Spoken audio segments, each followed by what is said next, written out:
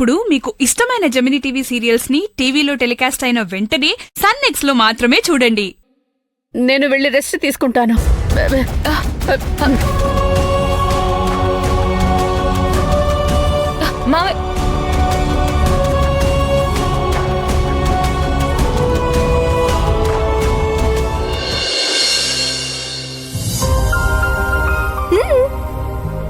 హ్యాపీనా?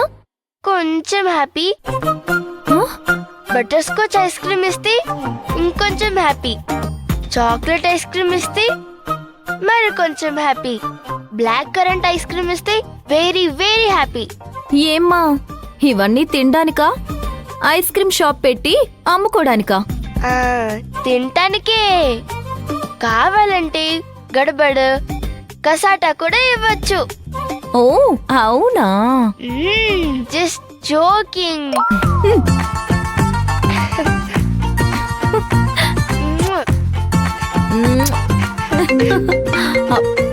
ఏంటమ్మా phone? Just talk to me. Ram Kumar గారే call చేస్తున్నారు. అయ్యో, నువ్వు నాతో ఉన్నప్పుడు ఎవరు నీకు కాల్ చేయకూడదని చెప్పు. నాకేమో నేను చెప్తాను. అయ్యో ఏంటమ్మా? మీరు ఫ్రీగా ఉన్నారా? చెప్పండి రామ్ కుమార్ గారు.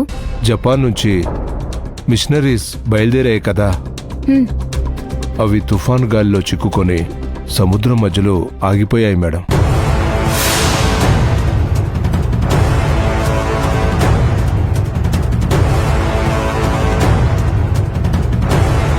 ఒక దివి దగ్గర ఆగిపోయాయి మేడం. వైజాగ్ పోర్ట్ నుంచి నాకు కాల్ వచ్చింది మేడం.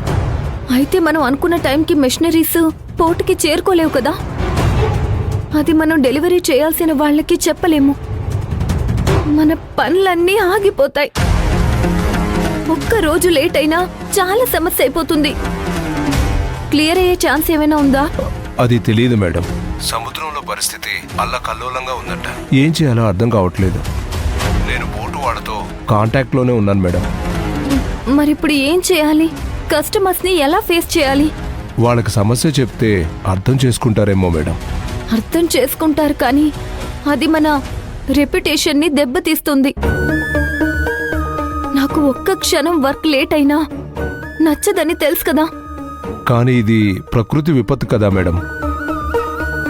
ఏం చేస్తాం చెప్పండి? వేరే దారేం లేదా? కార్గో షిప్లు చాలా ఉంటాయి మేడం.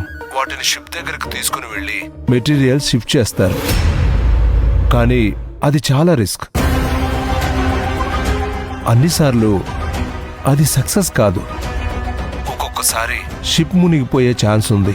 ఈ సమస్యలన్నీ ఇంతకు ముందు చాలా సార్లు విన్నాను, కానీ ఇప్పుడు మనమే ఫేస్ చేస్తున్నాం. దీన్ని అస్సలు ఎక్స్పెక్ట్ చేయలేదు. అంత సవ్యంగా జరుగుతుందనుకునే టైంలో ఇలాంటి సమస్యలు వస్తున్నాయి కదా రామ్ కుమార్ గారు. మనకున్న రెప్యుటేషన్ అంతా పోతుంది. మనం చెయ్యని తప్పులకి మనం కాన్సిక్వెన్సెస్ ఫేస్ చేయాల్సి వస్తుంది. Let's hope for the best madam. కొంచెం ఈ విషయం కస్టమర్స్ కి ఎక్స్ప్లెయిన్ చేయండి. వాళ్ళతో మీటింగ్ ఏర్పాటు చేయండి. నేను వాళ్ళకి పర్సనల్ గా అపాలజీస్ చెప్తాను. అలాగే మనం యూజ్ చేయాల్సిన మెషినరీస్ కోసం, వాటి ఇన్స్టాలేషన్ కోసం పిలిపించిన వాళ్ళకి స్టే చేయాలని చెప్పండి. అలాగే మేడం.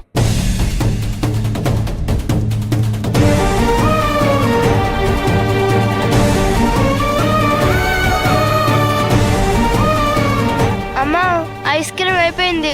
అసలే నేను టెన్షన్ లో ఉంటే నీది ఐస్ క్రీమ్ టెన్షనా? తిన్నది చాలు.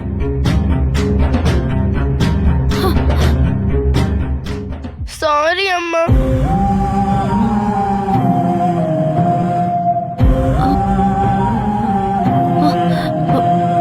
సారీ కన్నా, నేనున్న టెన్షన్లో నిన్ను తిట్టేశాను. పర్వాలేదమ్మా, నువ్వే కదా నన్ను తిట్టింది. అమ్మ కాకపోతే కూతుర్ని ఎవరు తిడతారు? అమ్మ కాకపోతే కూతుర్ని ఎవరు కోపడతారు? థ్యాంక్స్ ఫర్ అండర్స్టాండింగ్ కన్నా. అంటే అంత ఈజీగా క్షమించేస్తారా ఏంటి? ఇంకొక 2 ఐస్ క్రీమ్ తెప్పిస్తే అప్పుడు కదా క్షమించేది. ఆహా, నీ తెలివి. వద్దులే, నాకేం ఐస్ క్రీమ్ వద్దు. నీ దెబ్బలు వద్దు. పద వెళ్దాం. మ్.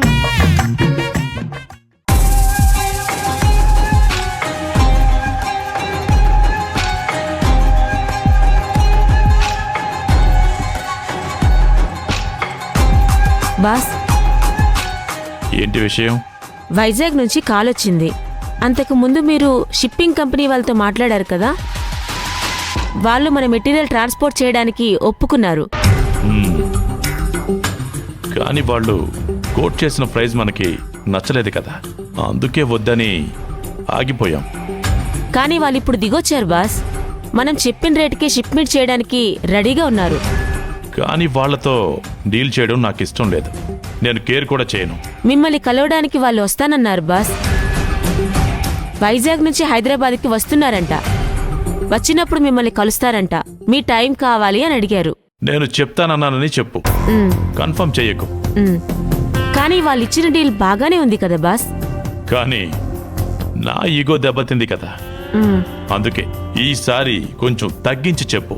దానికి ఒప్పుకుంటేనే కలుస్తాను, లేదంటే లేదు. అలాగే బాస్, నేను మాట్లాడి మీకు అప్డేట్ చేస్తాను. హ. వాళ్ళు చచ్చినట్టు దారికొస్తారు. బాస్, ఇంకొక ఇంపార్టెంట్ విషయం ఉంది. ఏంటి? జపాన్ నుంచి వస్తున్న కొన్ని షిప్లు నడి సముద్రంలో తుఫాన్లో చిక్కుకున్నాయంట.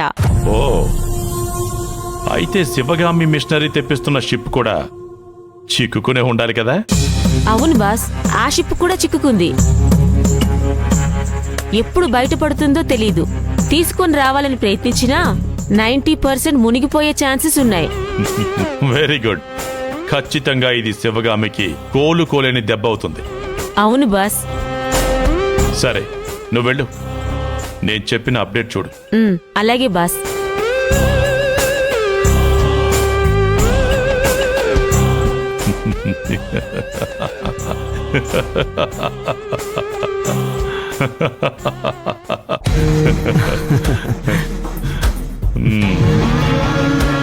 ఏంటి రావణ్ బాయ్, ఇంత హ్యాపీగా ఉన్నారు?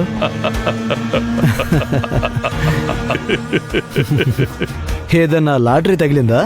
ఏదైనా కొత్త టెండర్ వచ్చిందా?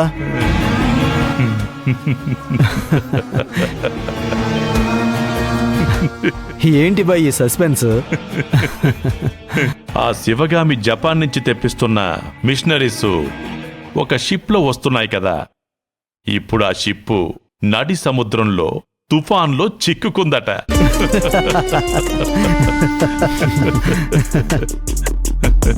అది చాలా పెద్ద కార్గో షిప్ అట. దాని బరువు 2.5 లక్షల టన్నులు. తుఫాను గాలికి అది వెళ్లి ఒక దీపం మట్టిలో చిక్కుకుపోయిందట. వేరే బోట్లను కట్టి లాగాలని ప్రయత్నం చేసినా మునిగిపోయే ఛాన్సెసే ఎక్కువ ఉన్నాయట.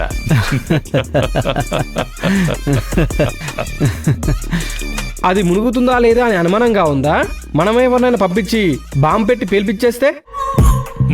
ఒరేయ్, కాటికి కాలు చాపుకుని కూర్చున్న ముసలివాణ్ణి హత్య చేద్దామని చచ్చు సలహా ఇస్తున్నాడు వీడి అర్ధ బుద్ధి. దేనికి? మన కేసులో ఇరుక్కోడానిక?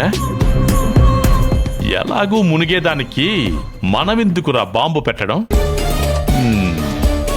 కూడా వీడితో కొంచెం జాగ్రత్త. ఏదో చెయ్యబోయి ఏదో చేస్తాడు. ఆయేషా పోర్టు వాళ్లతో మాట్లాడింది, అన్నీ వివరంగా తెలుసుకుంది.